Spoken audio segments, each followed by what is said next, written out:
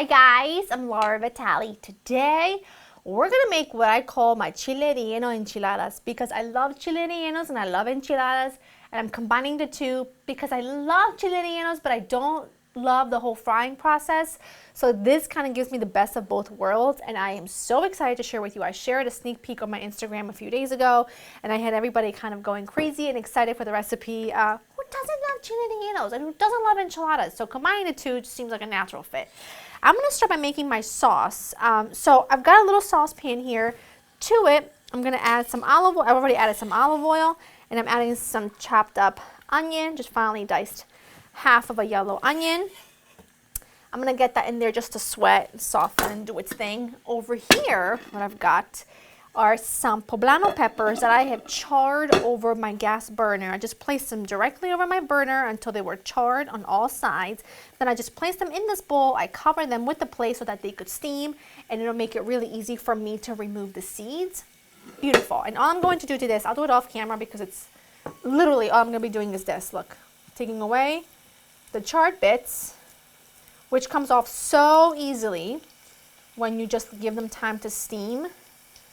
And then I'm going to remove the seeds and slice them nice and thin. Look at that. I was able to do this one in like, what, 25 seconds? It took no time at all, right?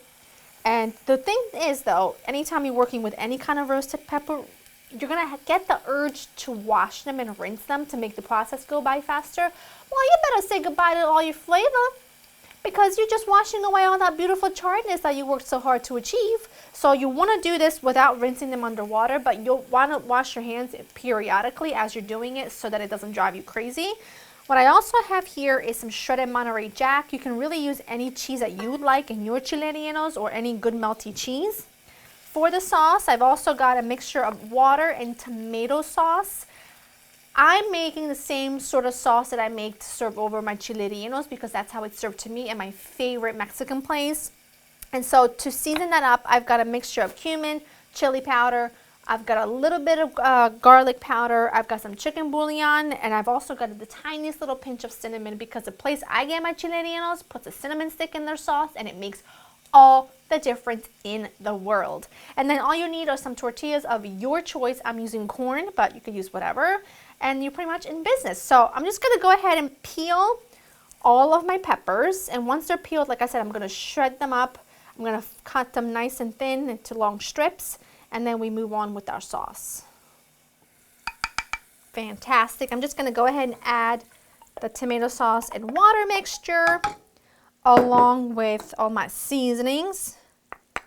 Add that right in there. And all I'm going to do now is let this come to a gentle boil, sort of like simmer and bubble away for maybe like 15-ish or so minutes.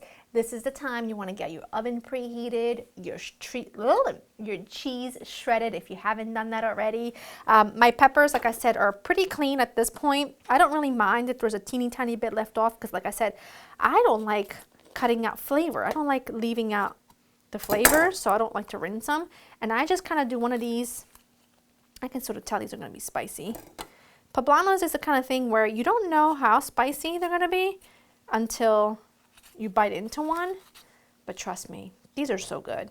These are so good and so simple, much easier, may I say, than making chile rellenos, but just as delicious, I think. And if you wanted to add some protein to this, you could add some beans to make it totally vegetarian, or you could add some chicken that you've maybe poached, or like a rotisserie chicken that you've shredded, you know, anything like that.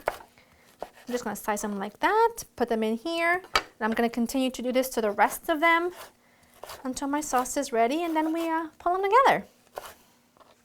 Got my tortillas out of the microwave. I just put them in there for a minute. You can also do this on a stove if you wanted to, just to soften them. Otherwise, they will break, especially if you're working with corn tortillas. I'm going to take some of the sauce. I'm going to turn this off. That is perfect. It looks a little bit liquidy now, but trust me, you need it. You don't want it to be real thick. I'm going to add that to the bottom of my dish here. I'm going to make about 8 of them. I'm going to add some of the cheese right to the peppers. Mix that around like so. Now when you're making a cheese stuffed chile relleno, It is cheesy, so don't be afraid to go in there with your cheese, okay? And then you're just gonna roll it up, seam side down, and if a little bit pops out like that, don't worry about it. No one's coming to your house and wondering what it all looks like. I'm gonna get a little extra cheese. And if they do, you tell them to leave. You tell them they are not welcome. You know what I'm saying? I got my oven preheated to 400. Oh, this is gonna be good. You're gonna have to trust me. They are really pretty phenomenal. Just gonna keep on rolling, and then we move forward. I'll take any of that I have left over because it's not enough to make another one. I'm just gonna pour that like that. You probably won't need all the sauce if you're gonna just do 8 of them, but it's great to make and keep on hand. That way you are literally minutes away from making any kind of enchilada that your heart desires in the middle of a busy work week. I think enchiladas are one of those things, enchiladas, whatever you want to call them. They're one of those things that are so good and so quick when you want to just use up little things that you've got on hand. Fantastic for that. Just go ahead, sprinkle your cheese over the top, and I'm just going to pop this into a hot oven, like I said, 400 degrees, for about 15-20 minutes or so. You're just looking for all the cheese to melt and be bubbly and gorgeous and delicious. It smells so good, and I cannot wait to eat. These babies were in the oven 20 minutes. I've let them cool for a good 10 minutes because when they came out, they were bubbling everywhere, which is certainly not a bad thing, let me tell you. Just gonna get a couple out. Now, I am most definitely gonna serve these for dinner with some cilantro and some, I'm trying to see how to do this, how to best do this. Oh, look at that. With some cilantro and some salsa and so many good things. But you know, girls gotta have a cook's treat. It's all part of the game. The other day when I made these, one of the poblanos, don't ask me why, was so spicy it about blew my head off when I ate it.